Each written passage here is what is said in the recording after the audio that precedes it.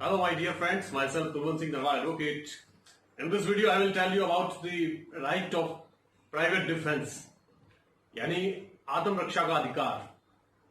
दोस्तों, Indian penal code 1860 के chapter 4 में section 96 to 106 right to private defence के बारे में दिया गया है। इसमें जो बेसिक चीजें हैं, जो मेन चीजें हैं, वो आपको बता देता हूं। सबसे पहली बात तो ये कि जो राइट टू प्राइवेट डिफेंस है, ये सिर्फ एक तो इसमें दो पहलू हैं। एक तो आदमी की जो अपनी पर्सनल लाइफ है, बॉडी, उसकी रक्षा के लिए ये अधिकार है। दूसरा जो है उसकी प्रॉपर्टी, वो प्रॉपर्टी मूवेबल है या इमूवेबल है, उसकी सुरक्षा के लिए राइट टू प्राइवेट डिफेंस है।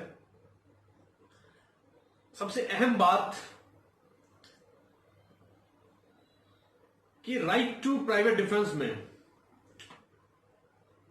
अपने डिफेंस में अगर कोई ऐसा एक्शन होता है जिसमें किसी की जान चली गई या किसी को चोट लगी, बॉडीली इंजरी हुई, तो भी वो कोई गुनाह नहीं है, किसी क्राइम की वो श्रेणी में नहीं आता।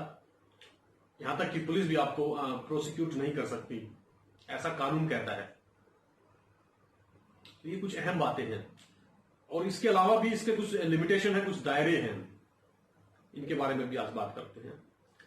अगली बात यह है कि जैसे कोई हमला करता है और वो अनसाउंड माइंड है, और या फिर दिमाग से थोड़ा सा उसका दिमागी हालत ठीक नहीं है, संतुलन खराब है, या बचपने में वो ऐसा करता है, या कुछ और उसने कुछ इंटॉक्सिकेंट वगैरह कुछ ऐसा कुछ लिया है और वो फिर आप पे हमला करता है, तो इस कंडीशन में आप जो है यूज कर सकते हैं राइट टू प्राइवेट डिफेंस को।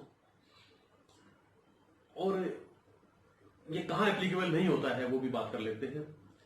जैसे कोई पब्लिक सर्वेंट है और जैसे मान लो कोई इनकाउंटर कर रहा है किसी अपराधी का, पुलिस ऑफिशियल्स, पुलिस टीम, तो एट दैट टाइम वो अपराधी जो है वो राइट टू प्राइवेट डिफेंस के लिए एप्लीकेबल नहीं है, वो यूज नहीं कर सकता, क्योंकि पब्लिक जो सर्वेंट है वो अपनी ड्यूटी कर रहे हैं और उस दौरान अगर कोई ऐसा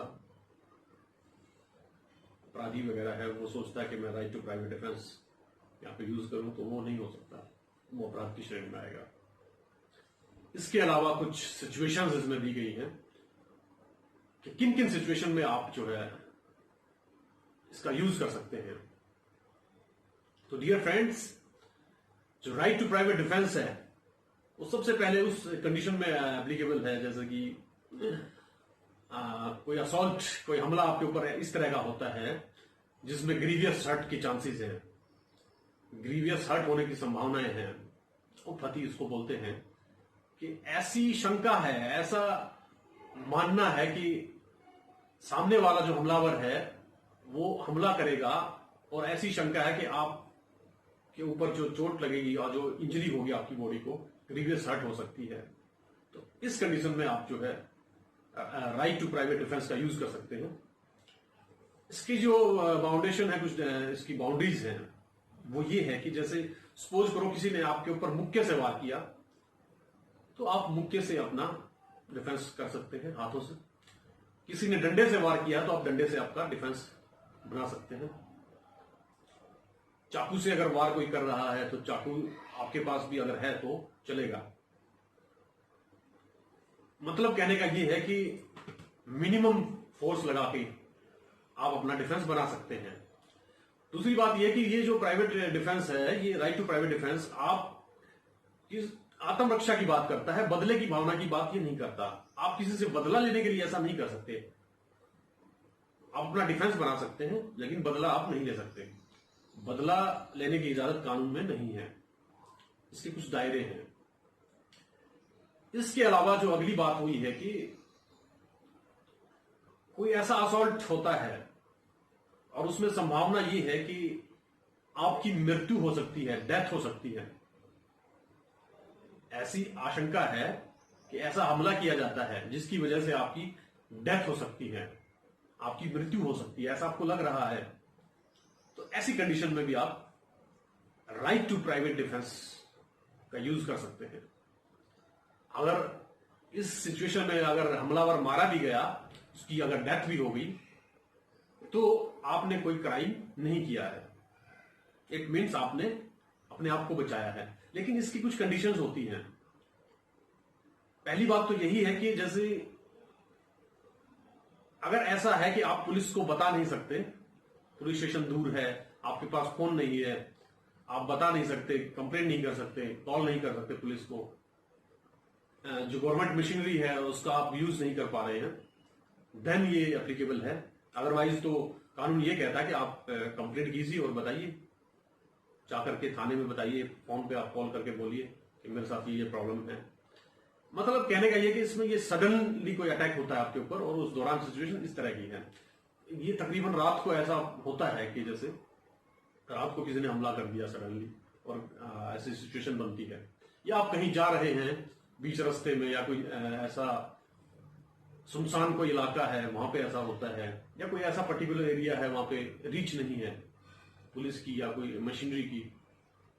तो इन सिचुएशंस का बड़ा इसमें इंपॉर्टेंट रोल है, तब ये एप्लीकेबल होता है। इसके अलावा जो तीसरी सिचुएशन है, कंडीशन है, वो ये है कि ऐसी शंका है कि सामने वाला हमलावर की जो इंटेंशन है, उसकी रेप करने की इंटेंशन है,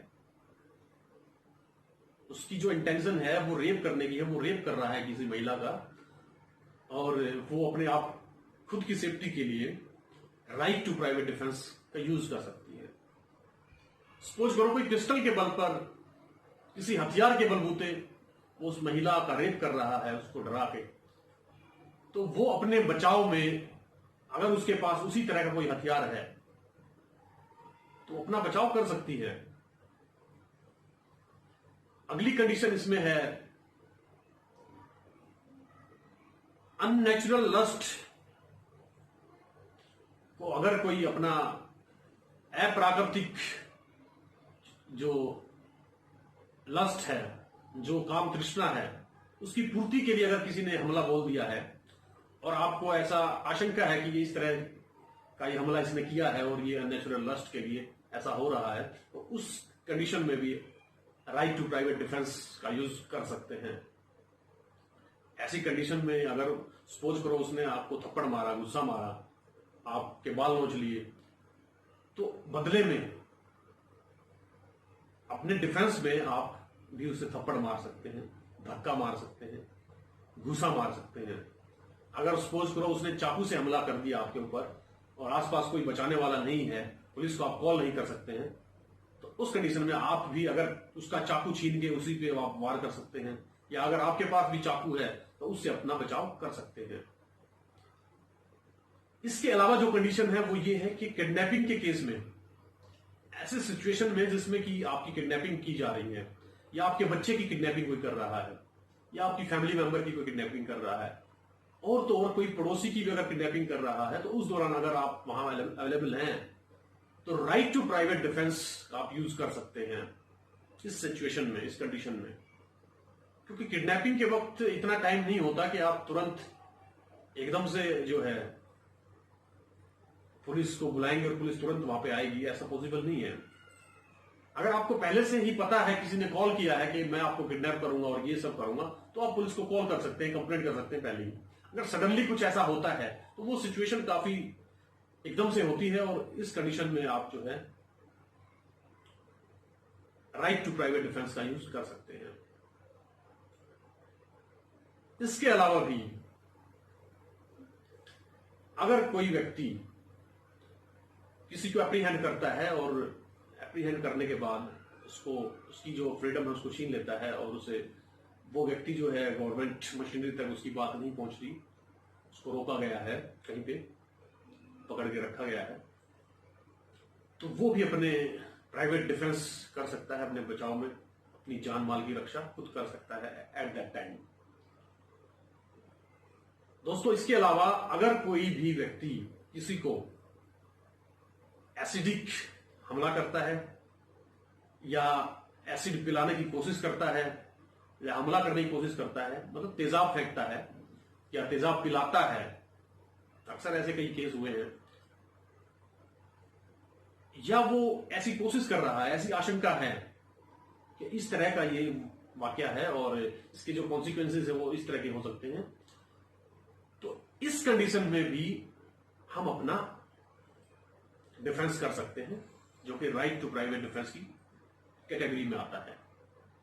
तो ये तो बात हो गई हमारी पर्सनल लाइफ की, हमारी बॉडी की, हमारे शरीर की ये बातें हैं। इसके अलावा भी जैसे हमारी प्रॉपर्टी है, सपोज करो हमारा कोई मकान है, घर है, कोई प्रॉपर्टी है, वो मूवेबल है या इमूवेबल है, गाड़ी है, कुछ भी है, आप कहीं से गुजर रहे हैं और आपकी ज्वेलरी को छीन रहा है, सपोज करो आपने ज्वेलरी डाल रखी है या आपके पास कैश है या कोई और प्रॉपर्टी है, कुछ भी कीमती जो सामान है, तो उस कंडीशन में भी उसकी सेफ्टी के लिए भी आप राइट टू प्राइवेट डिफेंस का यूज कर सकते हैं। तो ये कुछ important points right to private defence को लेकर के, ये बहुत ही इंपॉर्टेंट बातें हैं दोस्तों, आपकी लाइफ में रोजमर्रा के जीवन में काम आने वाली ये बातें हैं। इन सभी बातों का, इस कानून के बारे में आपको जानकारी होनी चाहिए। और मैं तो अक्सर ये कहता हूं, नॉलेज इज पावर। नॉलेज हमें एम्पावरमेंट देता है और हमें सक्षम बनाता है कि हमारे जो राइट्स हैं उनका हम कैसे यूज करें। ये सब बातें हमें सीखने को मिलती है। मैं उम्मीद करता हूं आपको ये अच्छे से समझ में आया होगा, और अगर अच्छा लगा तो प्लीज इस वीडियो को आप लाइक करें, शेयर करें, सब्सक्राइब करें, और दोस्तों बेल बटन दबाना ना भूलें, ताकि जो भी नोटिफिकेशन है आने वाले वो हम आपको, अगली वीडियोस आप तक पहुंचती रहें। और thanks for watching, bye bye, take care, have a nice time. जय हिंद दोस्तों।